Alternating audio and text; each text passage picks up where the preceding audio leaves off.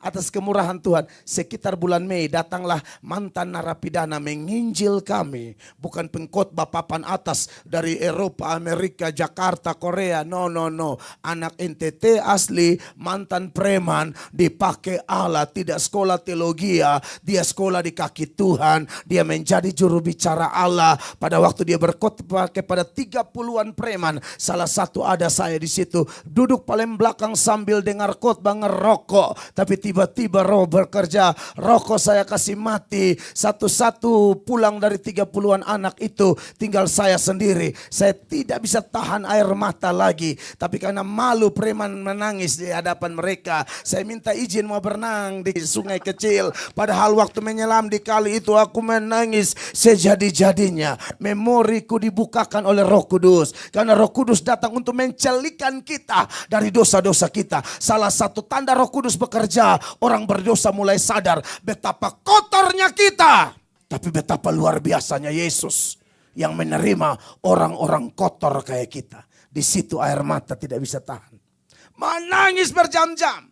Setelah itu Bapak Gembala dan jemaat terkasih, saya mulai bangkit bersaksi keliling. Bersaksi di ganggang, bersaksi di sekolah, bersaksi di mobil, bersaksi di mana. Mulut ini tidak bisa tahan karena saya percaya ini kalimat. Orang yang paling banyak merasakan bahwa dosanya begitu banyak, tapi sekalipun dosanya begitu banyak dia diampuni.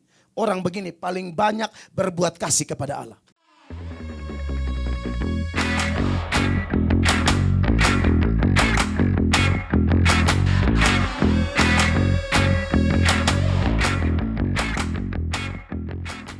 Pertanyaan pertama, Pastor, itu kapan Pastor Mel merasakan kasih karunia Tuhan dalam hidup Pastor, dan apa saja cara Pastor menunjukkan kasih karunia yang mengejutkan? Ini pertanyaannya begitu, yang mengejutkan kepada orang lain pada saat ini. Siap, terima kasih Bapak Gembala dan terima kasih buat penanya. Kapan saya merasakan kasih karunia dan bagaimana saya menunjukkan itu kepada sesama? Bapak Ibu terkasih, kitab suci mengajarkan bahwa kalau ada orang yang kemudian percaya kepada Tuhan, siapapun dia, latar belakang apapun dia, sebenarnya kalau kita belajar Alkitab ini bukan sesuatu yang kebetulan. Karena Alkitab berkata dalam Efesus 1 ayat 4 dan seterusnya bahwa Tuhan itu telah memilih orang-orang yang mau dia pilih sebelum dunia dijadikan. Saudara jangan kaget itu ya. Jadi kalau hamba Tuhan menginjil atau seseorang bertobat dengan pengalaman-pengalamannya sendiri. Sebelum saya masuk ke pengalaman pribadi saya. Kita semua kan punya pengalaman.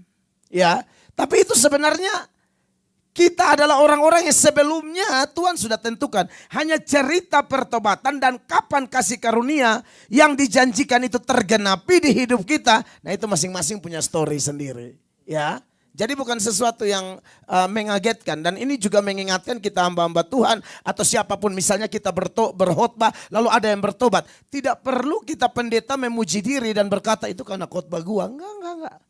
Kita menginjil, buka gereja, pelayanan, ajak orang atau sejumlah metode penginjilan lain yang kita lakukan sebenarnya hanya mau mencari siapa sih orang-orang yang dipilih yang dijanjikan dalam Efesus 1 ayat 4 itu dikatakan demikian ya, Efesus 1 ayat 4, 5 dan seterusnya. 4. Sebab di dalam Dia Allah telah memilih kita sebelum dunia dijadikan. Betul. Supaya kita kudus dan tak bercacat di hadapannya. Ayatnya yang ke-5. Dalam kasih Ia telah menentukan kita dari semula. Betul. Oleh Yesus Kristus untuk menjadi anak-anaknya sesuai dengan kerelaan kehendaknya. Betul ya, jadi dengar saudara-saudara bahwa kalau kita bisa bertobat itu karena kita sudah dipilih sebelumnya ya.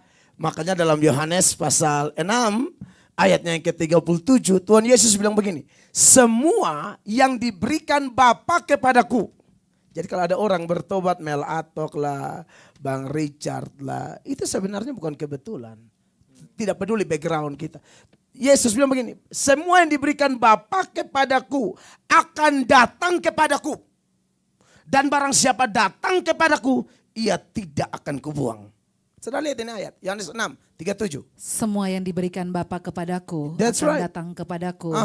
Dan barang siapa datang kepadaku, ia tidak akan kubuang. Ya. Kita semua punya pengalaman ya, bagaimana kita datang.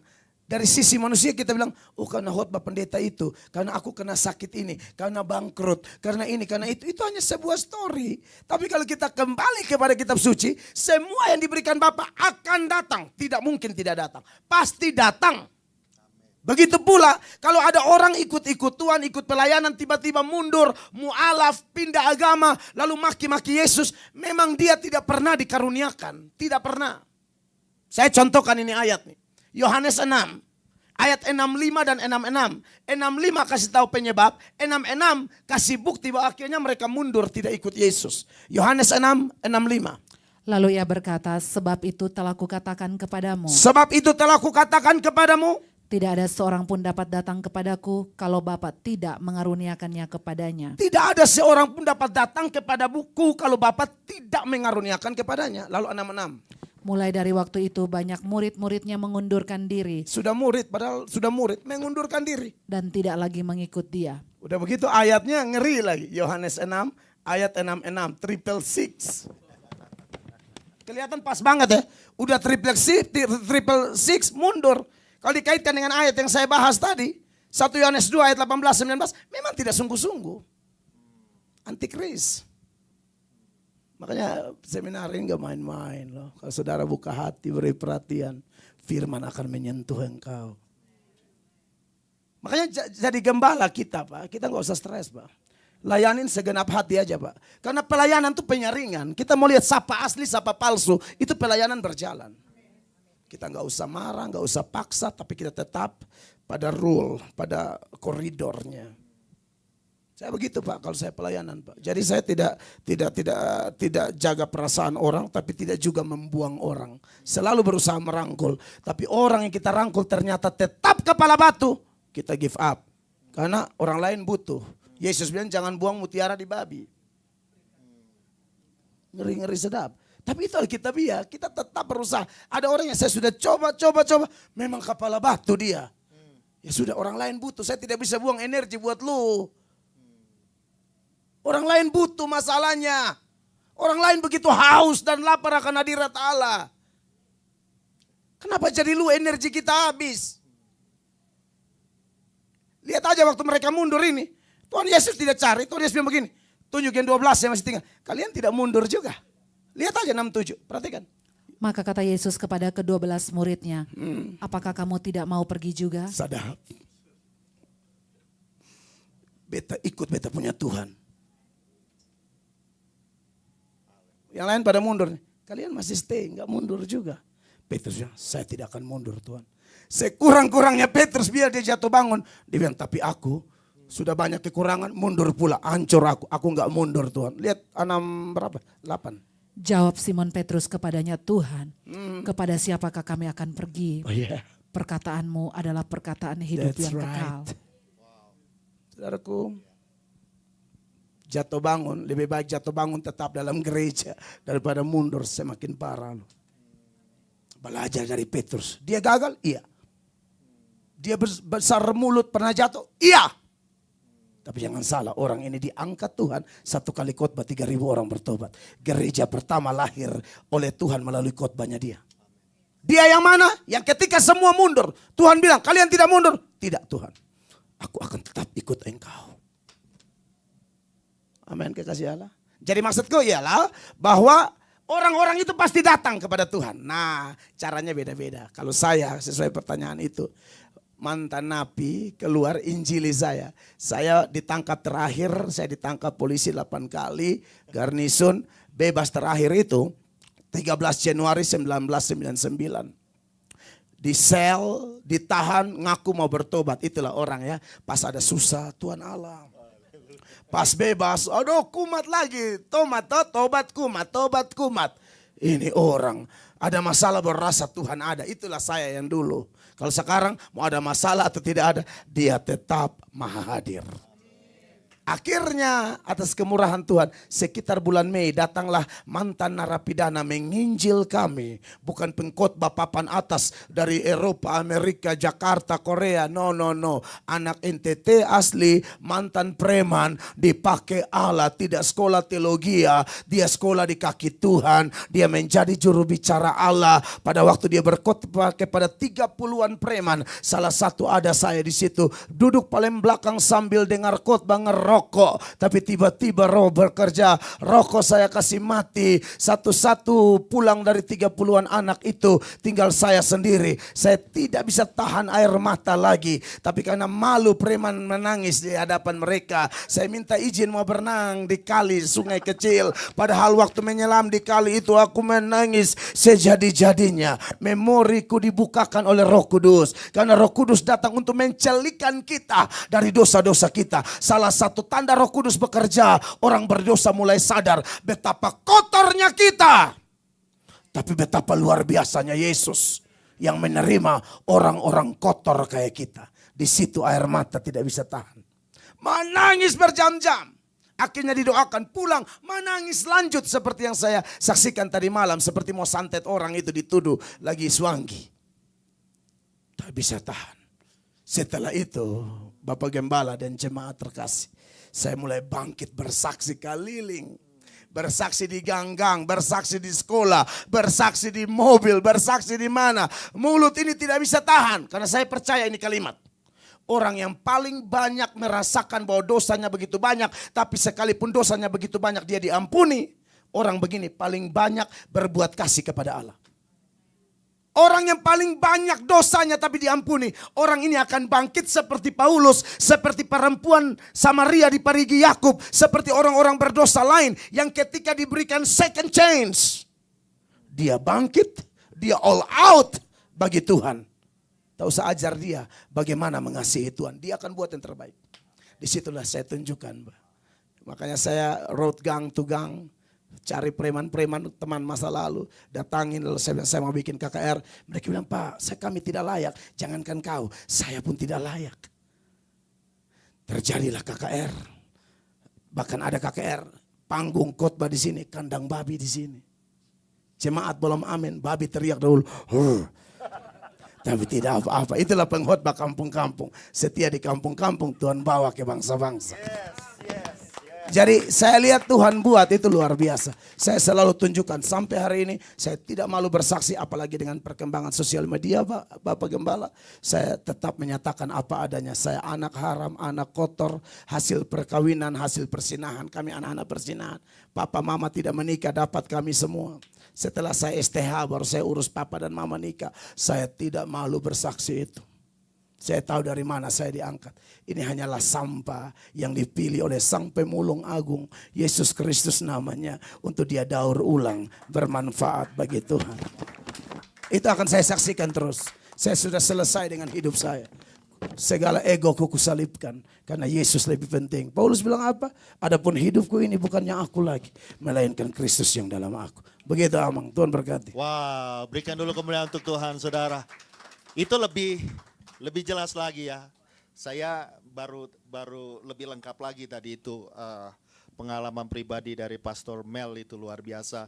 Semoga itu bisa menjadi penghiburan untuk kita semua juga ya.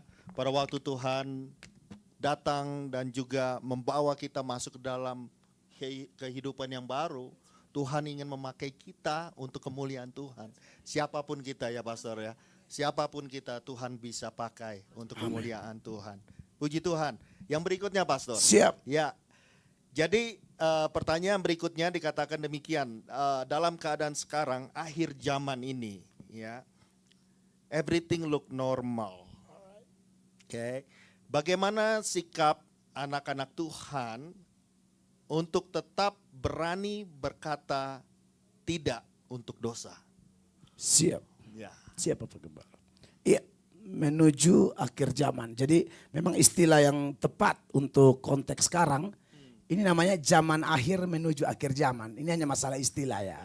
Sekarang bukan akhir zaman. Definisi akhir zaman itu adalah zamannya sudah berakhir. Kalau zaman akhir itu adalah satu periode Ya, dari kedatangan Yesus pertama ke kedatangan Yesus yang kedua. Periode perjalanan kedatangan Yesus pertama ke kedatangan Yesus kedua entah kapan, itu namanya zaman akhir. Jadi zaman akhir adalah zaman sebelum akhir zaman nanti.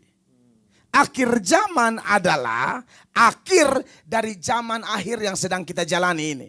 Kan kedatangan Yesus yang pertama pada Natal pertama itu. 2000-an tahun yang lalu di Bethlehem.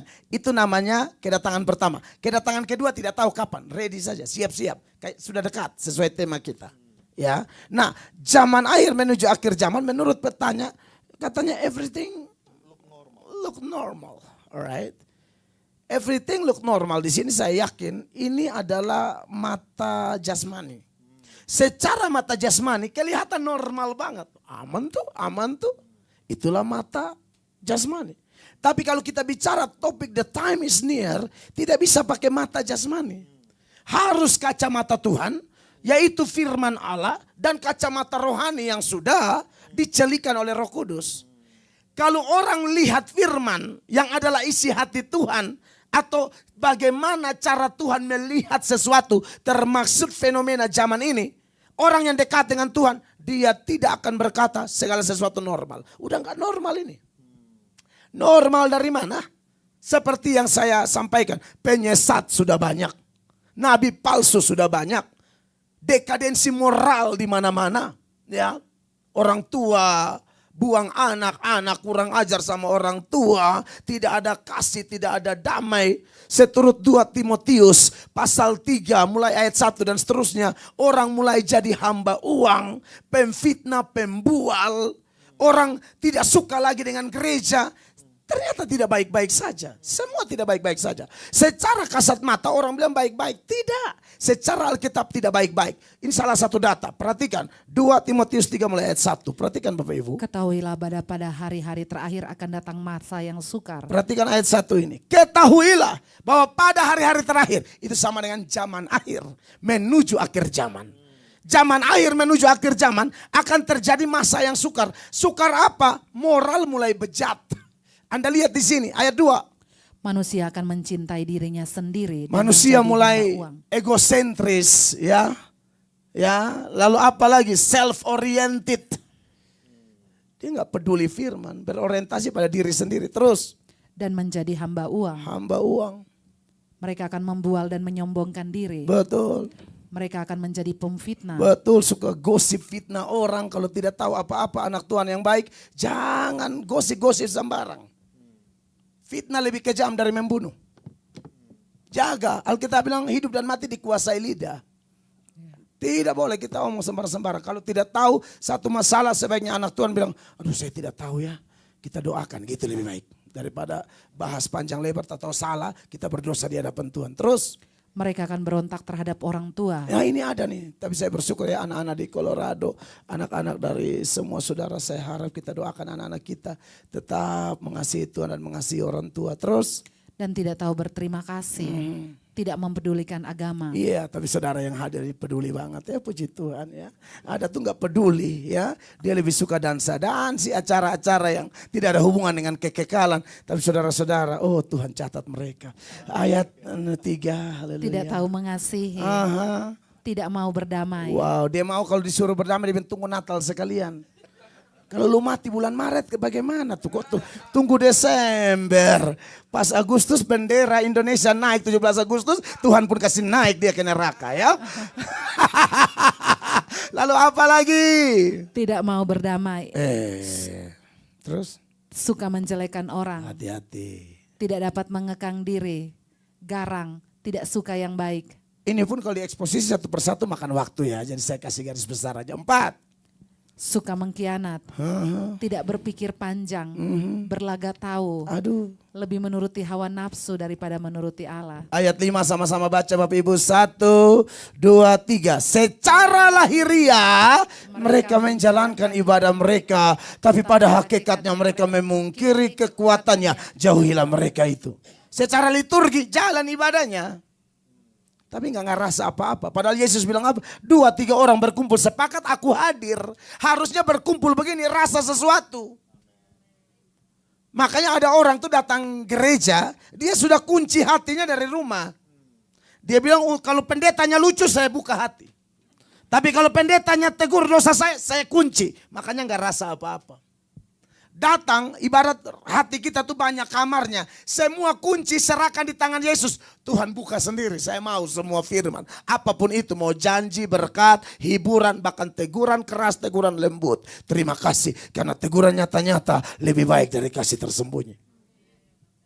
Jadi Bapak Gembala, tidak semuanya kelihatan baik-baik saja. Ya, jadi anak Tuhan yang baik kalau sudah buka hati bagi firman, bagi Roh Kudus, dengan firman dan roh itulah Pak, kita akan mampu berkata tidak kepada dosa. Disitulah letak kesaksian anak Tuhan. Ya, disitu letak kesaksian anak Tuhan. Godaan pasti banyak. Ya, setan tidak terlalu sibuk dengan mereka yang belum bertobat. Bagi setan itu keluarga semua. Tak usah diganggu. Tapi kita yang mau melangkah ikut Tuhan, Anda dan saya target.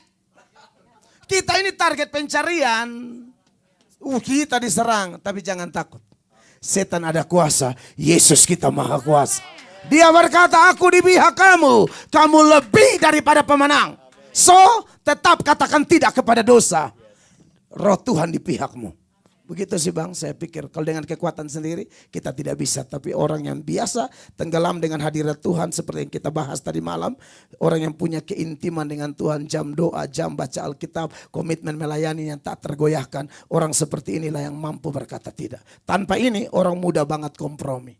Gitu Bang, Tuhan berkati. Puji Tuhan, thank you Pastor Mel. Yup. Jadi dengan kata lain, cara kita memandang itu penting banget ya. Karena secara jasmania seringkali kita akan ditipu ya. Kita akan melihat segala sesuatunya itu baik-baik saja. Tetapi kita harus memakai kacamata spiritual ya. Ya, secara bagaimana Tuhan dan firman yang mengatakan ya. Thank you Pastor Mel. Berikutnya Pastor. Ya, bagaimanakah caranya untuk memastikan kalau Allah sedang meminta saya melakukan sesuatu? Wah, ini keren. Bagaimana caranya memastikan bahwa Allah memang sedang meminta kita melakukan sesuatu ya? Iya, jadi mungkin pertanyaannya ini memahami kehendak Allah. Memahami kehendak Tuhan. Secara ya. khusus ya, oke. Ya. Oke, bicara memahami kehendak Allah. Allah mau saya buat apa? Saya perlu memulai dengan begini, Bapak Ibu terkasih. Kehendak Allah itu ada dua jenis sebenarnya. Jenis yang pertama adalah kehendak Allah yang tersembunyi. Jenis yang kedua adalah kehendak Allah yang dinyatakan. Apa dasarnya? Kan kita ngomong selalu pakai dasar ini. Ya, kalau lawyer ngomong apa-apa kan ini dasar hukumnya ini. Nah pendeta pun demikian. Dasar hukumnya ini. Ulangan 29 ayat 29 memberi keterangan tentang dua jenis kehendak Allah ini. Ulangan 29 ayat 29. Saudara perhatikan ayatnya. Hal-hal yang tersembunyi ialah bagi Tuhan Allah kita. Sampai di situ. Hal-hal yang tersembunyi itulah Tuhan punya urusan. Mati kapan? Terserah Tuhan. Anak kita besar jadi apa sih? Terserah Tuhan. Aman? Yang belum menikah. Nanti kita menikah sama siapa sih Bang Roy? Terserah Tuhan. Right. Dengar ini panjang ini, dalam ini. Oke. Iya kan? Kita meninggal kapan? Terserah Tuhan. Oke. Kiamat kapan? Terserah Tuhan. Siapa sih orang dipilih, siapa tidak dipilih? Nggak tahu. Kita menginjil aja. Nggak bisa kita menghakimi orang gara-gara dia ada buat kesalahan. Kayaknya tidak dipilih itu. Lu tahu dari mana? Para penulis Alkitab Tuhan kasih tahu. Sekarang saya yakin tidak ada pendeta tahu. Jangan enak-enak menghakimi orang. Asal lihat wajah orang. Wah si bereok itu kayaknya nggak dipilih. Enak aja lu lihat bereok orang. Langsung menjudge. Model-model kayaknya sebelah kiri itu. Kambing bukan domba. Ini kacau. Enggak. Pendeta tidak punya hak untuk mengatakan ini. Dan saya yakin tidak ada pendeta siapapun di hari ini. Selain penulis Alkitab. Penulis Alkitab itu ada 40 penulis ya. Penulis pertama Musa. Penulis terakhir itu Yohanes tadi. Itu jaraknya antara 1500 sampai 1600 tahun. Dan tidak ada firman mereka yang bertentangan. Karena sumbernya Roh Kudus. Bukan mereka. Itu luar biasanya Alkitab kita. Nah menarik bahwa itulah yang tersembunyi. Nah, yang tersembunyi ayat ini bilang itu bagi Allah. Jadi yang tersembunyi ini bukan pedoman kita. Karena sedang pertanyaannya ialah dari mana kita bisa pastikan bahwa Allah mau suruh melakukan sesuatu. Banyak orang pertanyaan seperti ini tuh dia pikir jawabannya adalah dia tidur malam Tuhan bisik. Kata siapa? Sebenarnya kalau mau tahu kehendak Allah ada. Dan ini berlaku buat kita semua. Mulai dari gembala sampai jemaat. Dari jemaat sampai gembala. Bagian yang berikut. Masih ulangan 29-29. Ini porsi kita nih, kehendak Allah. Tetapi hal-hal yang dinyatakan ialah bagi kita. Sampai di situ. Yang tersembunyi bagi siapa Bapak Ibu? Jangan urus itu urusan Tuhan. Yang dinyatakan itu yang bagi kita. Dinyatakan itu apa? Yang belum bertobat. Bertobat itu ada di Alkitab. Bertobatlah kau. Yang dinyatakan itu apa? Orang buat salah sama kita, ampuni. Masih tanya-tanya, Tuhan aku ampuni enggak? Lu baca Alkitab atau tidak? Pakai tanya-tanya, minta yang spektakuler, malaikat muncul. Woi, mau lu enggak mati itu? Alkitab sudah suruh ampuni kalau minta yang spektakuler. Jangan tunggu malaikat, Bapak Gembalamu ini dipakai Allah. Mintanya cahaya muncul di kamar. Kalau batik-batik Sumba begini enggak. Saka, aduh. Si Mel Atok dari NTT enggak katanya. Maunya yang spektakuler, Nabi Elia turun. Hei alam Simamora. Lo. Saudara, Tuhan tidak selalu kerja dengan hal-hal yang adikodrati begitu. Paulus itu ya, sapu tangannya. Aduh nggak bawa sapu tangan saya. Karena orang sembuh. Sapu tangan saya kena Anda UGD. Jadi jangan minta maksud saya asal. Kan nggak semua cara Tuhan beda. Sapu tangan saya sama Pak Pantas nggak sama sapu tangannya Paulus. Asal lihat sapu tangan tempel dong Pak, pingsan. Apalagi sapu tangan orang NTT, wow, haleluya. Maksudku adalah, kenapa selalu minta kehendak Allah tuh yang kayaknya spektakuler, adikodrati, supranatural. Baru aku mau lakukan segala sesuatu. Terus yang ditulis di sini itu ayat bilang apa? Yang dinyatakan itu bagi kamu. Amin. Yesus bilang apa? Layani aku. Yesus bilang apa? Beritakan Injil. Menangkan jiwa dan masih banyak lagi perintah di sini.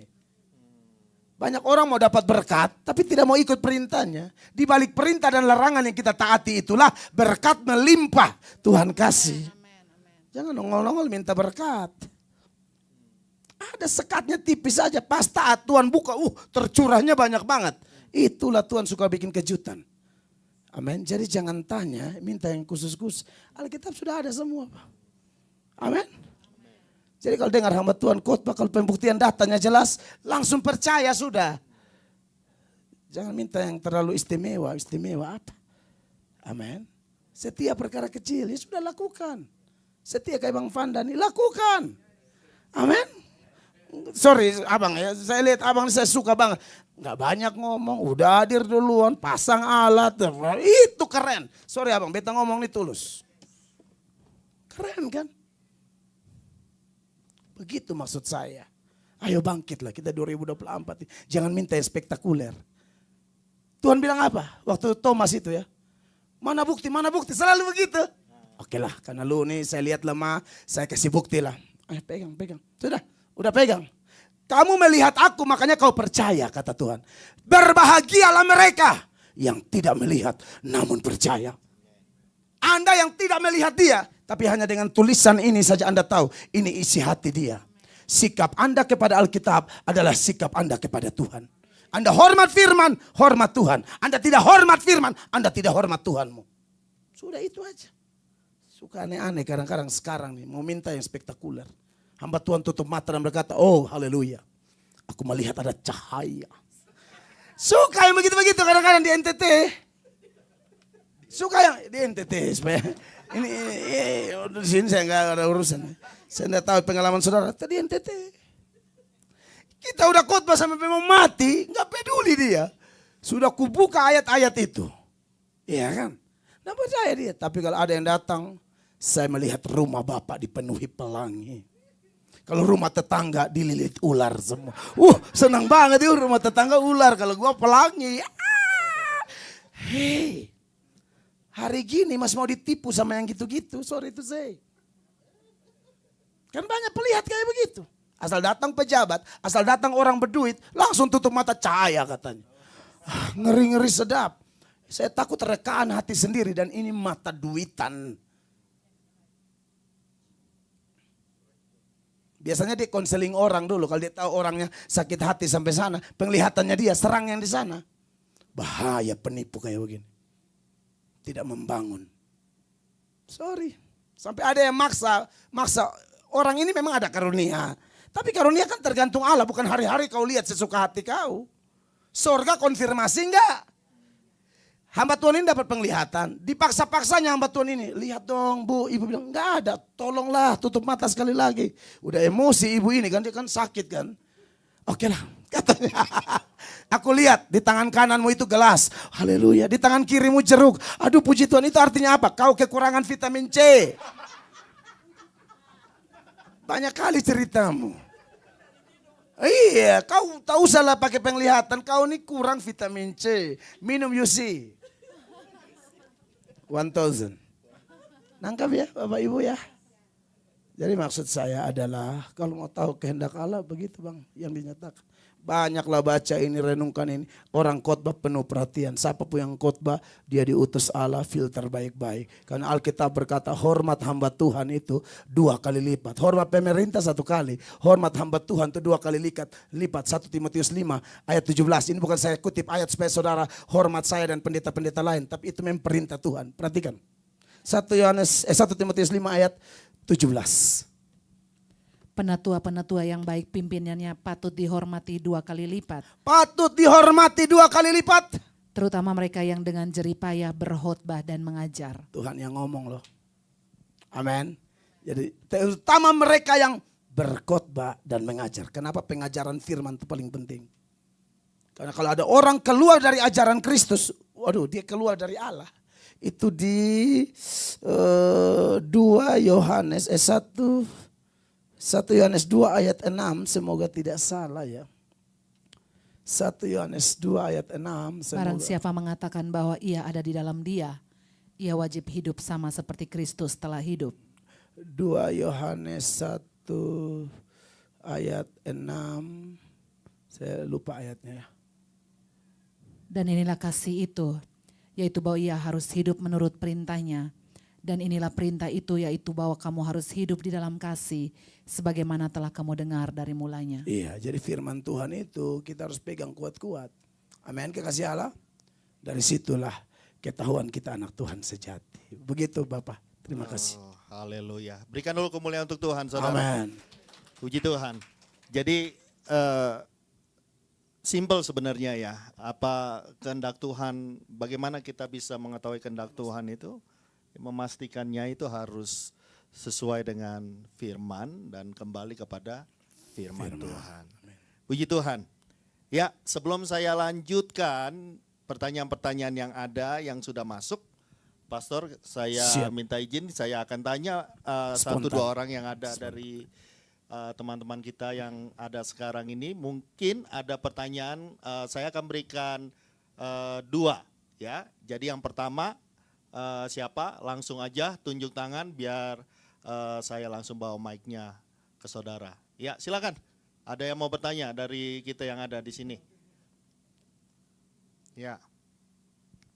Nggak usah malu-malu. Ya, kita semua di sini, saya percaya ya Tuhan sedang mengajar kita, ya. Silakan Ibu Maria.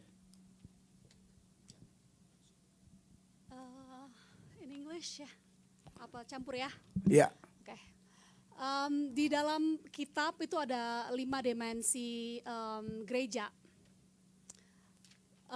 Yang pertama evangelist, apostle, apostle, Guru, I don't know, Rasul, apostle, Nabi. evangelist, teacher, shepherd, and penginjil, pemberita. satu. Ya tadi pemberita sebelum. Ya. Rasul dan ini nabi. Right. Itu kan zaman di Alkitab. Siap. How is it applicable to the churches now? Apakah masih ada fungsi itu di sini? Iya, gereja? atau maksudnya bukan fungsi, applicable, gimana diterapkan buat gereja di sekarang ini? Sementara itu kan it's vital for churches, ya kan? Itu sumber apa namanya the foundation of church, should I say? Alright. Gitu. Terus aplikasinya buat gereja sekarang itu how and gimana dan ya gimana itu Siap, how. terima kasih pertanyaan yang bagus sekali ya. Luar biasa. Silakan Pas. Iya, jadi ada 5 jawatan gereja seperti yang ditanyakan tadi, ada gembala, ada guru, ada pemberita Injil, ada nabi, ada rasul, ya kan? Kalau bicara nabi, ya Yesus menurut ajaran kitab suci itu adalah yang terakhir. Semua nabi-nabi menubuatkan dia, penggenapannya dia. Oke, bahkan Yohanes Pembaptis pun masih disebut nabi. Tetapi ketika Yesus itu sudah final. Tapi fungsi-fungsi ini sebenarnya masih ada dalam gereja, ya. Ada yang tidak ada lagi Nabi Mel. Ada yang bilang, wah Pak Mel nih kayak Elia ya. Nah, misalnya contoh, ada orang karena melihat seorang pemberita Injil karakternya tidak kompromi seperti Elia atau seperti Paulus. Lalu mereka bilang mirip-mirip ya dan lain sebagainya. Ya bagi saya kalau ada seperti itu bisa-bisa saja. Tapi kita tidak bisa disebut Nabi lagi ya. Kalau di dalam firman di dalam Ibrani ya. Ibrani pasal 1 mulai ayat 1, tolong dipersiapkan ayatnya. Ibrani 1 ayat 1 ya. Setelah pada zaman dahulu Allah berulang kali dan dalam pelbagai cara berbicara kepada nenek moyang kita dengan perantaraan nabi-nabi. Zaman dahulu Allah pakai nabi-nabi semua ya. Terus? Maka pada zaman akhir ini ia telah berbicara kepada kita dengan perantaraan anaknya yang telah ia tetapkan sebagai yang berhak menerima segala yang ada. Oleh dia Allah telah menjadikan alam semesta. Iya, jadi kalau ada orang bilang, oh masih ada nabi terakhir begini, itu urusan orang. Dalam Kristen tidak percaya itu. Semua nabi tapi terakhir Yesus penggenapan. Jadi kenapa Yesus datang? Supaya nubuat nabi-nabi itu sampai di Yesus. Dan nubuat nabi-nabi dalam perjanjian lama, muaranya Yesus. Tidak ada nabi yang bernubuat ekonomi. Sekarang banyak mengaku ekonomi nanti perusahaan mau maju. Ini nubuatan apa? Siapa yang suruh kau nubuat ekonomi? Karena pendeta mau ambil alih peran motivator keuangan. Biarkanlah orang lain yang ngomong itu, kita ngomong Injil aja. Ya, kadang-kadang gereja ambil alih dinas kebersihan punya fungsi pemuda dan olahraga. Injil kurang, olahraga banyak di gereja, bukan tidak boleh. Tapi Injil itu kan pendeta punya urusan. Dan bisa jadi jawatan yang ditanya itu memang ada. Ada hamba Tuhan yang karakternya seperti itu. Dan penerapannya seperti apa, seperti tanya tadi, itu memang harus, ada dulu kita di sekolah teologi itu ada yang namanya uji karunia. Ada tes karunia ya, saya lupa detailnya seperti apa. Tapi itu ada kertas lalu disiapkan dan itu digumuli oleh hamba-hamba Tuhan sehingga kita coret. Tek, tek, tek. Dari situ kita ketahuan. Ya, sebenarnya 5 jawatan ini hanya 5 yang mendasar tadi, tapi karunia ini banyak. Ada karunia bahasa roh, ada karunia hikmat, ada karunia macam-macam. Tapi bisa jadi kelima jawatan ini memang ada di gereja. Orang yang punya karakter guru tuh banyak. Penginjil tuh ada gembala ya. Bapak Pantas ini masuk dalam salah satu atau saya ini. Tapi ada satu gembala yang memang dia bisa punya 2 sekaligus. Dia gembala tapi dia tuh pemberita Injil juga, pembuat KKR. Dan dia juga seperti rasul. Rasul itu kan pergi kemana buka gereja pindah. Kalau nabi itu yang strike to the point, tidak kompromi-kompromi. Jadi lihat aja karakter orang lalu uji itu. Dan bisa jadi apa yang dibahas itu bisa ada dalam seseorang. Bahkan ada orang, dia satu orang tapi punya lebih dari satu. Seperti yang saya bilang, dia gembala, urusan ke dalam dia bagus, tapi keluar juga dahsyat. Dan saya lihat banyak pendeta punya gaya itu, style itu, fungsi itu. Begitu Ibu Maria. Jadi itu kalau dengan rendah hati, dengan tepat bisa diuji, itu bagus. Saya tidak tahu, mungkin Bapak Pantas pernah tahu ya, ada yang namanya tes karunia itu. Itu bisa saja dan perlu itu ada dalam gereja sehingga melayaninya tepat sasaran. Jangan dia kadang-kadang dia hanya spiritnya rasul, dia nggak cocok jadi gembala. Jadi gembala nih beda. Jadi gembala nih orang yang mesti tahan banting, tidak cepat emosi. Dia lihat yang terluka dia balut. Itu gembala. Kalau orang karakter nabi jadi gembala, ancor itu gereja. Bahkan orang yang punya dua sekaligus saja, dia mesti hati-hati. Sorry ya, kayak saya begini nih. Khotbah saya ini kan aduh bahaya, ngeri-ngeri sedap. Ada yang baru datang dengar khotbah, pulang langsung singgah apotik karena ini ternyut-nyut semua. Serius. Aduh saya tobat ke orang tuh kalau datang gereja bertobat, dia tobat. Punya tobat ke gereja itu. Saya tidak akan ke gereja, beda ya. Bertobat dengan tobat ke sana. Itu beda ya. Kalau bertobat berubah hidup, tapi tobat tidak akan lagi ke sana. Saya kebanyakan bukan orang bertobat, tobat. Ayo melatok kau saja sendiri.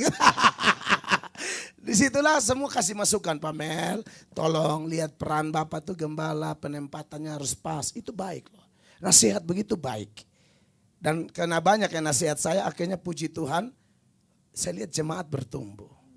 Kapan harus pengembalaan, fungsi gembala itu ditonjolkan, kapan kenabian itu ditonjolkan dan seterusnya. Begitu. Jadi tidak semua mau gaya keras-keras, nggak bisa. Ada saat kita kayak Yesus. Lihat orang munafik seperti ahli Taurat Farisi, Yesus bilang, celakalah kamu ular beludak. Tapi ada saat dia merangkul perempuan di parigi Yakub. Aku kenal kamu. Bertobat. Ada saat dia seperti menjangkau Thomas. Thomas, lihat. Nggak semua dia kayak, nah, itu hati-hati fungsi itu. Kita tahu dengan siapa kita merangkul, kapan tegas. Karena Yesus tuh punya itu semua. Dia rasul, dia nabi, dia Yesus ada semua itu. Dan dia finalnya. Jadi menurut saya memang ada Ibu. Tinggal kita uji, cek baik-baik dan terima masukan. Dan tadi malam di sharing kaum pria kita punya brother and keeper, right? Brother and keepers itu bagus sekali. Satu menasihati satu. Di atas saya ada pendeta-pendeta yang menasihati saya. Saya nggak bisa sok-sok one man show, seolah-olah paling benar. Nggak bisa. Kita butuh orang lain. Dan gereja ini suatu saat Bapak pikirkan itu. Dia cocok dengan siapa, mereka dua jadi tim, itu keren Pak. Kita nggak bisa sendiri Pak, bahaya. Tuhan berkati, terima kasih pertanyaan yang luar biasa. Thank you. Ya luar biasa ya, jadi lebih jelas lagi ya. Biar bagaimanapun juga kita akan terus berdoa biar karunia-karunia yang tadi itu dipertajam lagi di dalam gereja ini. Karena saya percaya itu juga akan membantu ya pergerakan dan juga dinamika dari gereja di sini ya. Puji Tuhan. Ya, mungkin ada satu lagi sebelum saya masuk lagi ke dalam pertanyaan yang ada. Silakan orang Ini Chicago. jauh-jauh dari Chicago, silakan. Ya.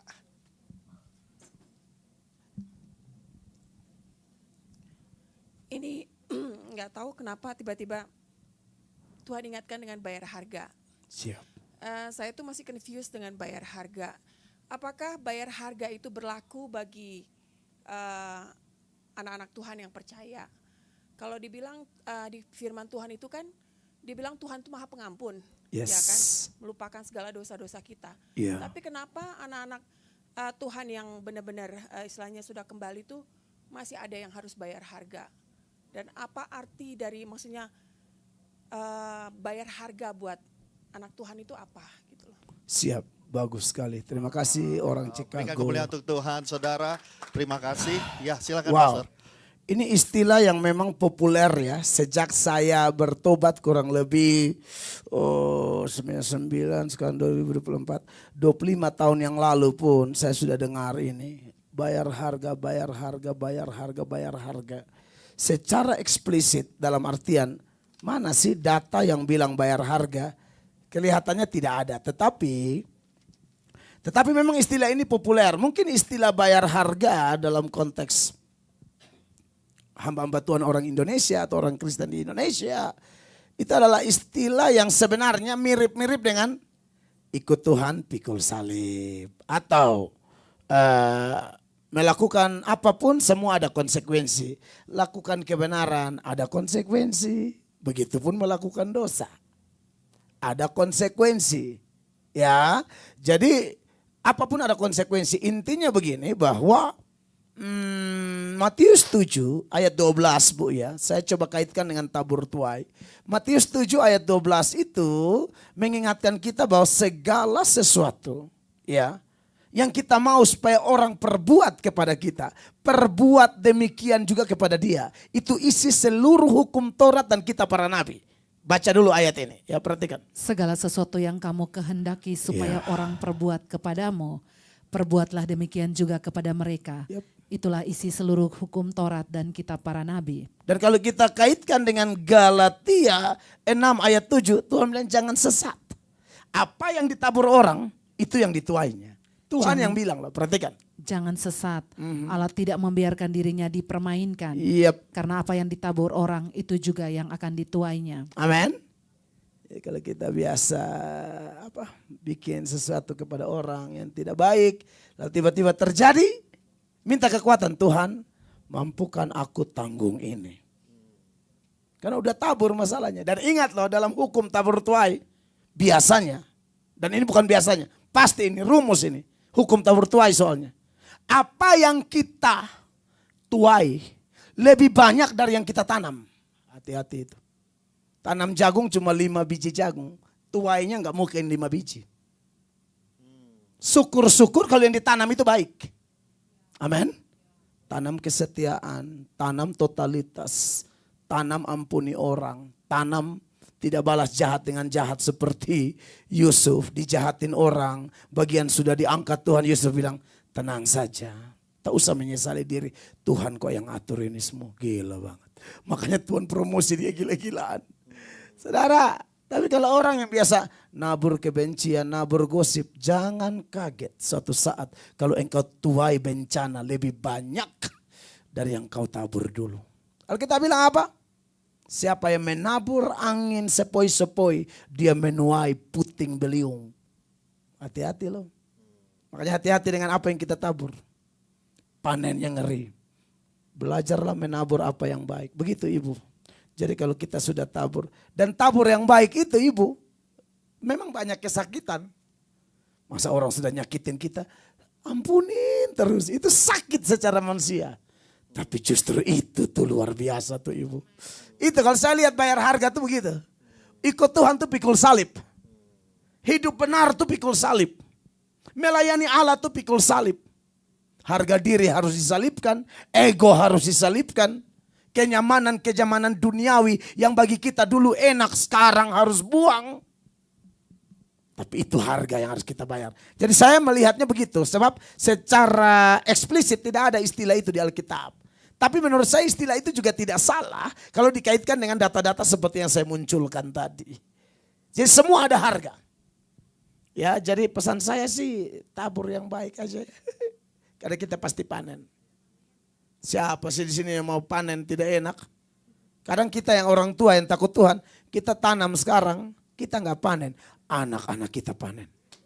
Orang tua takut Tuhan, anak-anak mewarisi bumi. Anak-anak perkasa di bumi. Suatu saat kita meninggal, anak-anak kita dipakai Tuhan luar biasa. Amin. Jadi kalau ada di antara kita yang sudah menabur yang salah, bertobat, minta ampun. Dan di saat kita menuai sesuatu, jangan komplain dengan Tuhan. Kenapa ini Tuhan? Roh Kudus kasih ingat. Lu ingat sendiri yang lu buat kemarin. Lu tanya aku lagi. Kan kamu buat yang aneh-aneh. Izinkanlah dia kasih kau panen sedikit. Amin. Kan begitu. Saya pikir itu aman sih. Minimal senyuman kita. Kan ada orang kalau orang tidak senyum dia bilang judes banget satu orang. Padahal yang ngomong ini juga jarang senyum. Kalau mau panen senyum biasa lempar senyum.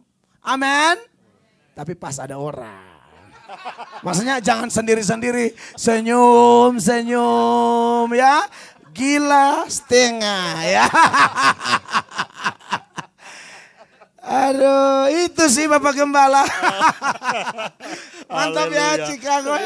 Luar biasa. Ya. Bapak Gembala ini air saya habis ini. Oh. Ku minumlah punya. Jangan sudah diminum. Tolonglah panitia. Banyak air di belakang banyak. Banyak. Sambil menunggu air datang, Pastor. Ya, siap. Saya mungkin mau tambahkan tadi pertanyaan itu, ya. Sekarang begini ceritanya, kesalahan ini atau dia menabur sesuatu kesalahan ini pada waktu dia itu belum bertobat, misalnya gitu. Apakah hukum ini tetap berlaku, Pastor? Kalau dia melakukan itu sebelum bertobat dan mengenal Yesus, dan sekarang dia sudah mengenal Yesus dan sudah bertobat, hukum tabur tuai itu masih berlaku nggak sekarang? Ya. Siap. Ya, ini pertanyaan tak terhindarkan, harus muncul pertanyaan seperti ini, dan ini keren sekali. Saya yakin Bapak Gembala juga punya kepekaan yang luar biasa, sehingga akhirnya pertanyaan ini muncul, karena ini tidak pertanyaan yang sudah masuk dahulu, ini spontan kan. Ya, kalau bagi saya ya, kalau orang terima Yesus, pasti pengampunan terjadi. Alkitab berkata dalam 1 Yohanes 1 ayat 9, jika kita mengaku dosa kita, maka Ia setia dan adil. Ia akan mengampuni kita dari segala dosa kita dan menyucikan kita dari segala kejahatan kita. Kata segala di situ itu semua dosa. Dosa masa lalu, dosa sekarang, dan dosa yang mungkin terjadi di depan. Itu sudah dibayar semua. Saya kalau ngomong dosa yang mungkin terjadi di depan, jangan salah artikan seolah-olah saya memberi rekomendasi supaya Anda bikin dosa. Bukan. Tapi kalau sampai jatuh, jangan pikir, oh berarti Tuhan hanya bayar dosa saya yang masa lalu sama sekarang. Yang ini saya bayar sendiri. Kata siapa? Setan suka tipu kita, jangan. Jatuh pun kita lari kembali ke Tuhan. Karena dia sudah bayar segala.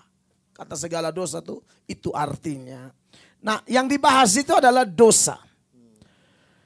Memang saya tidak mau terlalu berspekulasi gimana-gimana ya Bang Bapak Gembala ya. Sebab Tuhan Yesus aja Pak, yang tidak pernah bikin dosa kok bisa menderita begitu macam. Jadi saya tidak mau berspekulasi seolah-olah memberatkan kita, seolah-olah kita masih kayak dulu saya minta maaf, saya dulu tusuk orang apa segala macam. Ya ini kan anugerah Tuhan, bisa saja dia tidak buat kita kena apa-apa.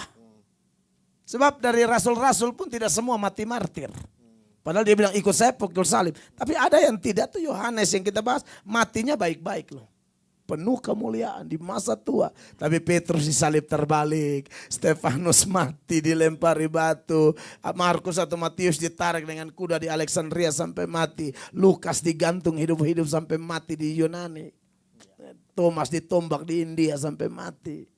Tapi Yohanes mati baik-baik, terserah Tuhan. Jadi maksud saya, ya rumus Kristen juga jelas dalam Filipi 1 ayat 29.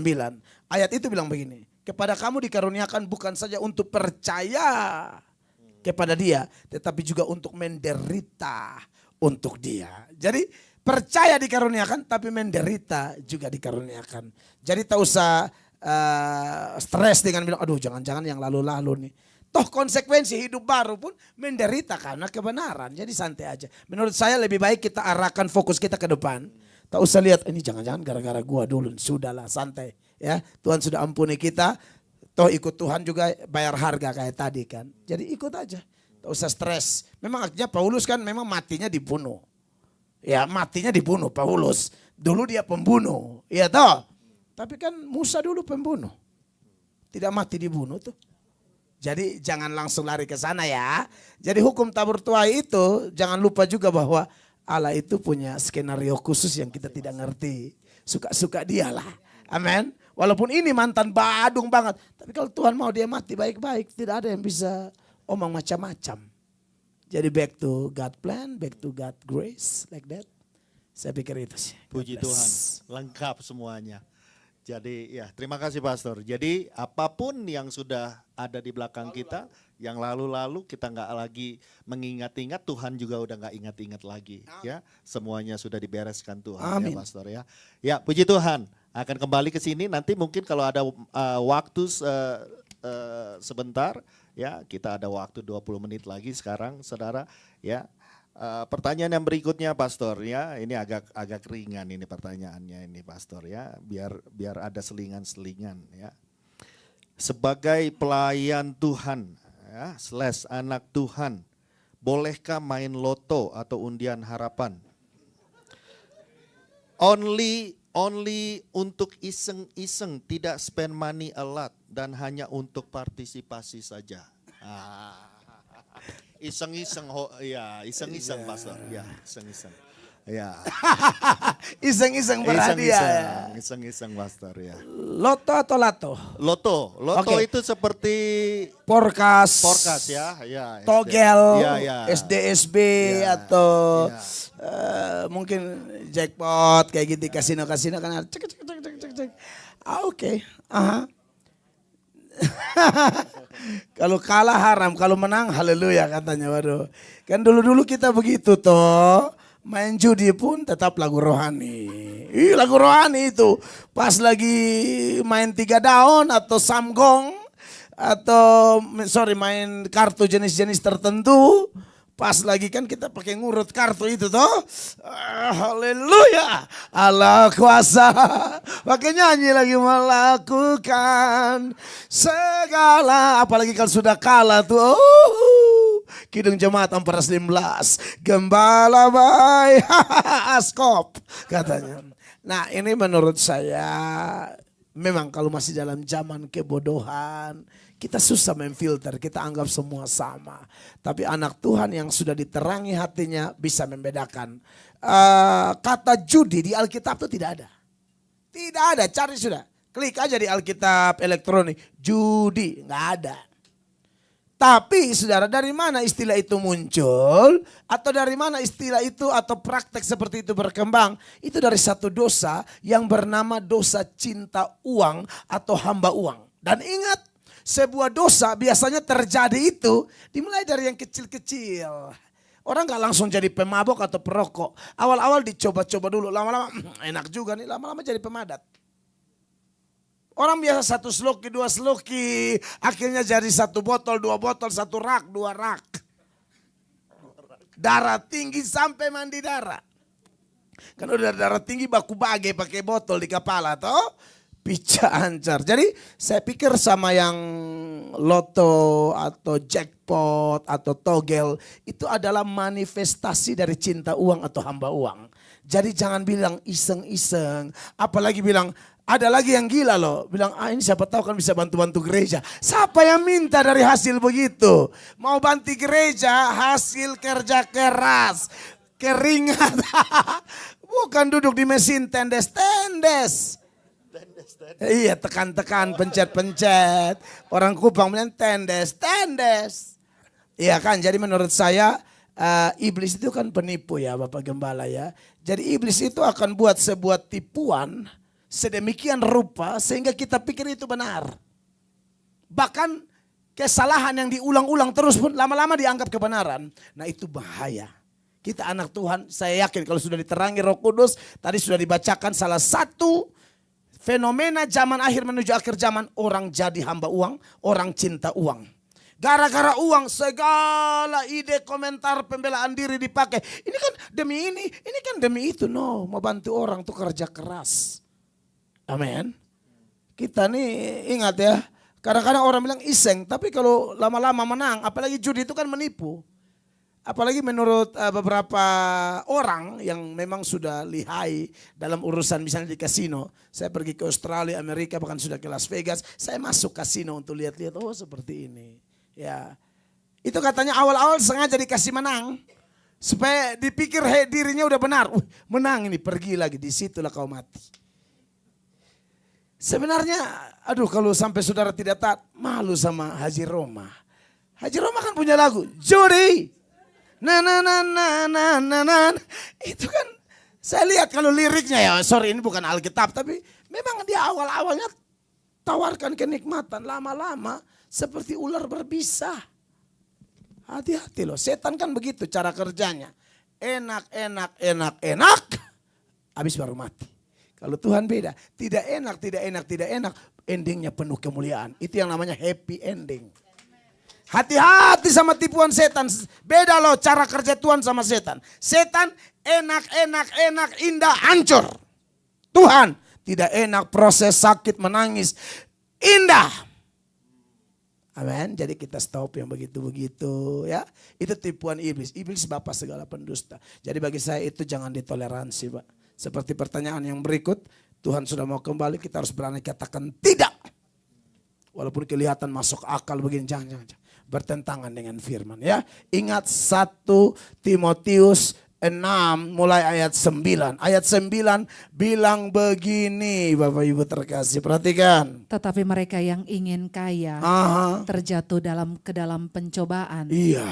ke dalam jerat dan ke dalam berbagai-bagai nafsu yang hampa Iya, itu dan jerat yang itu. mencelakakan, Terus yang menenggelamkan manusia ke dalam keruntuhan dan pelan-pelan pasti kebinasaan. hancur kok. Terus Karena akar segala kejahatan ialah cinta uang. karena akar segala kejahatan cinta uang. Orang bisa berantem sama istri, orang bikin nota fiktif, kerja tipu-tipu hanya gara-gara uang. Terus Sebab oleh memburu uanglah beberapa orang telah menyimpang dari iman dan menyiksa dirinya dengan berbagai-bagai duka. amin. Jadi waspada ya urusan itu. Menurut saya jangan toleransi itu, Bang. Cut betul-betul. Tuhan berkati. Puji Tuhan. Terima kasih Pastor. Ya, thank you nih nggak ditaruh namanya siapa yang nanya. Jadi ya. Tuhan memberkati lah ya. Jadi udah tahu ya jawabannya ya. Oke, puji Tuhan. Haleluya. Iya. Kayaknya tahu ya. Hasil yang berikutnya Pastor. Ya, apa ya ini karena mau pemilu Pastor, ada yang tanya ini juga nih. Ya, apa peran serta hamba Tuhan dalam perpolitikan negara? Nah, contohnya yang dipakai ini di sini ya. Karena subjek politik negara itu masih identik dengan salah satu gereja tertentu, khususnya di Amerika. Ya. Baik, puji Tuhan. Kalau kita lihat Alkitab ya, Bapak Ibu terkasih, memang jangan tabu dengan politik. Kalau kita back to the Bible aja. Dari dulu-dulu tidak bisa dipisahkan antara peran imam, nabi, dan raja. Tuhan mau angkat raja, Tuhan kasih tahu di nabi-nabi. Samuel tolong pergi lantik itu dong. Ya, bahkan memang seringkali terjadi gap-gap seperti zaman Salomo, Daud. Nabi yang menjadi bekengan itu Nabi Nathan dan sejumlah nabi lain. Dan itu memang tak terhindarkan, blok-blok terjadi. Nah menurut saya memang kalau bicara politik praktis ya. Kalau kita dalam konteks misalnya Indonesia, kalau di Amerika saya tidak terlalu ikuti, saya orang Indonesia. Memang di setiap sinode gereja itu tidak politik praktis. Pendeta dilarang kampanye langsung, saya dukung nomor berapa gitu, enggak boleh. Tapi secara penuh tanggung jawab dengan hasil doa demi kepentingan banyak orang, sebenarnya pendeta boleh punya trik khusus mengarahkan jemaatnya. Kan jemaat kan kadang bingung toh, Bapak kita pilih siapa nih gitu kan. Nah itu pendeta boleh punya peran di situ. Ya sepanjang dia tidak berdiri jadi jurkam begini begitu. Kadang-kadang kan di gereja pilihan orang juga berbeda ya. Satu gereja kayak di Indonesia sekarang ada nomor 1, ada nomor 2, nomor 3. Nah kalau pendeta sudah salah ngomong justru itu membawa perpecahan dalam gereja. Kenapa? Karena jemaat yang datang ini pun tingkat kedewasaan imannya beda-beda. Andai kata level tertinggi 10, ada yang masih 1, ada yang level 2. Syukur-syukur ada yang level 9 dewasa banget.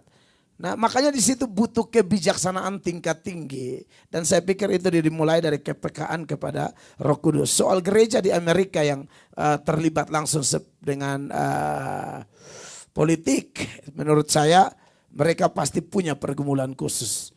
Karena bisa jadi terjadi seperti zaman perjanjian lama itu Bapak. Bahwa ada hamba-hamba Tuhan yang dengan dorongan Tuhan. Mereka diberikan satu beban yang begitu luar biasa demi kepentingan negara. Ini kalau salah pilih orang bahaya.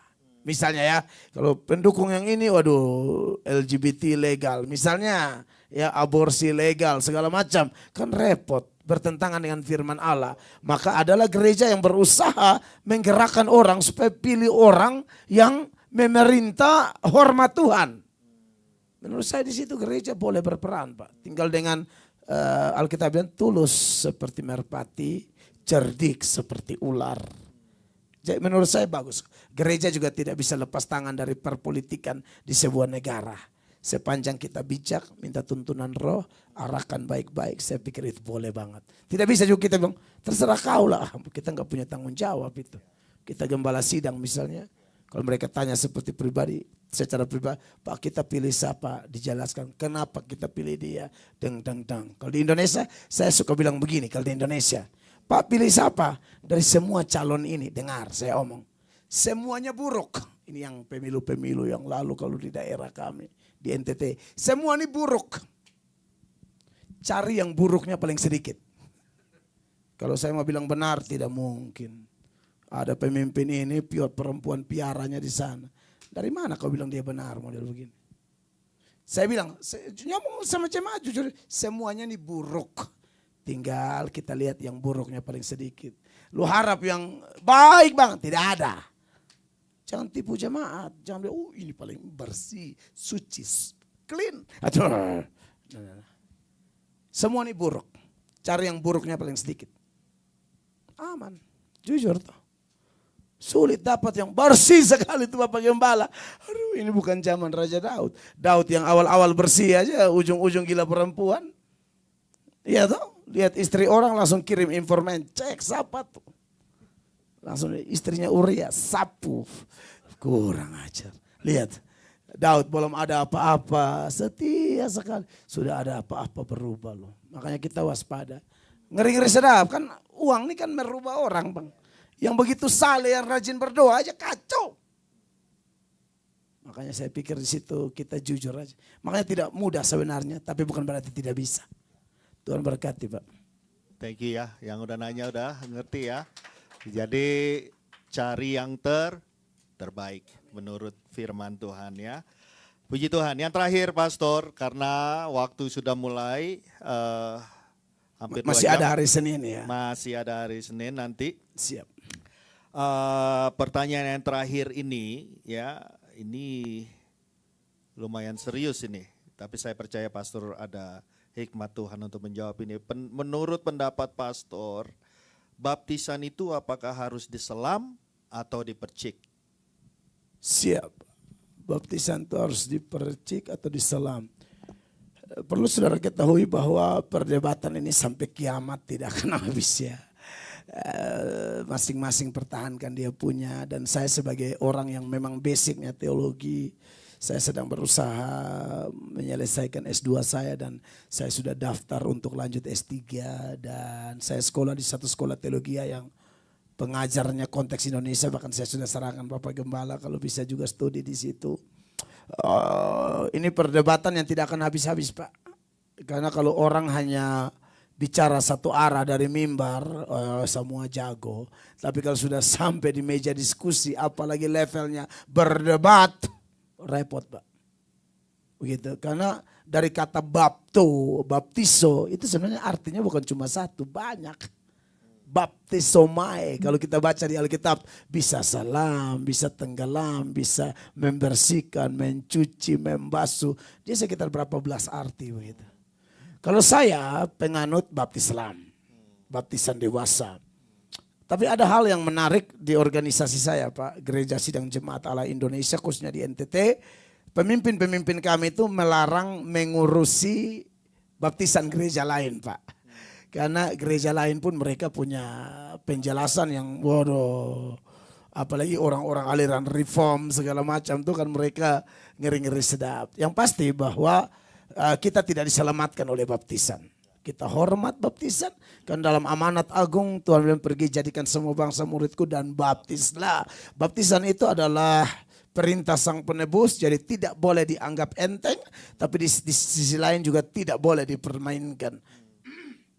Jadi bagi saya, sekalipun saya penganut baptis Islam dan saya tidak membaptis dengan cara lain. Jadi saya tetap memberi hormat, penghargaan kepada gereja-gereja yang berbeda sinode dengan saya. Yang punya tata cara sendiri. Karena mereka sekali lagi punya tata cara sendiri. Jadi bagi saya kita belajar dewasa. Karena kalau kita belajar di Ibrani 6 ya Pak ya. Ibrani 6 ayat 1 dan 2 penulis Ibrani bilang, ayo belajar dewasa lah. Jangan lagi menaruh dasar pertobatan dibahas. Inilah, itulah, baptisan lah. Coba baca ayat. Sebab itu marilah kita tinggalkan asas-asas pertama dari ajaran tentang Kristus dan beralih kepada perkembangannya yang penuh. Iya, harus maju dewasa dong. Janganlah kita meletakkan lagi dasar pertobatan dari perbuatan-perbuatan yang sia-sia dan dasar kepercayaan Kata kepada sia-sia di Allah. situ bukan berarti tidak kebetulan ya, karena ini bentuk teguran penulis kepada orang-orang. Ini bukan perdebatan baru Pak, dari zaman itu. ngomong dikit-dikit, baptisan apa kau kayak gitu-gitu. Penulis bilang, aduh repot kali pun. Jangan gara-gara itu persaudaraan kita hancur terus. Dan dasar kepercayaan kepada Allah, yaitu tentang pelbagai pembaptisan, penumpangan tangan, kebangkitan orang-orang mati dan hukuman kekal. Ya, kalau baptisan Yahudi itu ada orang membaptis dirinya sendiri, lalu ada yang membaptis tapi yang masuk dia celupkan dirinya sendiri. Nanti beralih ke baptisan Yohanes, lalu ke baptisan Kristen, gitu ya. Jadi ini panjang sebenarnya kalau saya mau jawab. Tapi bagi saya, buat kita, kalau saudara sudah dibaptis ya sudah, gitu lah ya. Ada orang juga yang memang dia dibaptis 2 kali. Kita jangan protes. Ada orang sudah dibaptis, tapi karena dia tidak percaya, Paulus baptis ulang dia. Paulus yang baptis. Saya tunjukkan datanya ya. Kisah Para Rasul 19, mulai ayat 1. Ini tentang murid-murid di Efesus. Mereka sudah dibaptis. Tapi akhirnya Paulus baptis mereka lagi loh. Perhatikan ini ayat. Ketika Apolos masih di Korintus, Paulus sudah menjelajah daerah-daerah pedalaman dan tiba di Efesus. Ya, Di situ didapatinya berbagai orang murid. terus. Katanya kepada mereka, sudahkah kamu menerima Roh Kudus ketika kamu menjadi percaya? Ya, Akan tetapi mereka menjawab dia, belum. Bahkan kami belum pernah mendengar bahwa ada Roh Kudus. betul. Lalu kata Paulus kepada mereka, kalau begitu dengan baptisan manakah kamu telah dibaptis? Mereka bilang apa? Jawab mereka, dengan baptisan Yohanes. Artinya mereka sudah dibaptis. Dan ini baptisan dewasa loh. Bukan baptisan anak ya seperti yang sekarang ya. Dengan baptisan mana? Baptisan Yohanes. Oke, terus? Kata Paulus, baptisan Yohanes adalah pembaptisan orang yang telah bertobat. Dan ia berkata kepada orang banyak bahwa mereka harus percaya kepada dia yang akan datang. Terus? Kemudian daripadanya yaitu Yesus. Ketika mereka mendengar hal itu, mereka memberi diri mereka dibaptis dalam nama Tuhan Baptis lah. Yesus.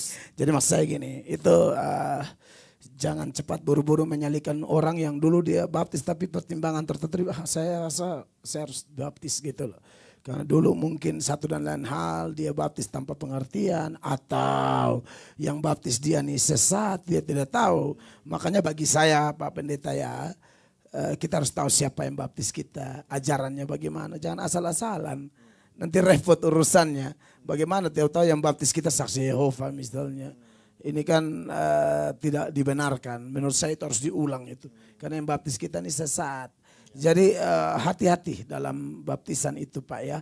Jadi menurut saya soal percik atau selam, saya tidak terlalu persoalkan itu. Sekalipun saya tidak mungkin baptis dengan cara lain, saya pasti selam. Tapi saya tidak mau campur tata gereja orang. Jangan masuk ke kamar orang. Gitu Pak. Dan orang yang datang kepada saya dengan dorongan Roh Kudus, kalau dia minta dibaptis, saya pasti baptis dia. Tanpa pemaksaan. Begitu. Kira-kira begitu jawaban saya Pak. Karena konteks oikumene juga Pak, kita tetap bisa hindari. God bless. Puji Tuhan, berikan kemuliaan untuk Tuhan saudara. Ya luar biasa ya. Kita sudah berjalan 2 jam tapi nggak terasa ya. Ya tapi malam hari ini kita sampai di situ dulu ya. Sampai di situ dulu semua pertanyaan-pertanyaan yang ada yang belum dijawab ya ataupun belum disampaikan hari Senin ini ya kita undang semua untuk bisa hadir juga. Nanti waktu dan tempatnya sudah ada belum waktunya? Di rumah, wah luar biasa. Di rumah saudara kita Roy. Puji Tuhan. Ya, haleluya. Puji Tuhan. Ya, terima kasih sekali lagi Pastor Mel. Tuhan Yesus memberkati. Besok ibadah Minggu, ya. Ya, jam 10.30. Ya, 10.30 besok kita ya ada khotbah khusus ya, berkat yang luar biasa untuk kita semua. Ya, terima kasih Pastor. Ya, Tuhan Yesus memberkati.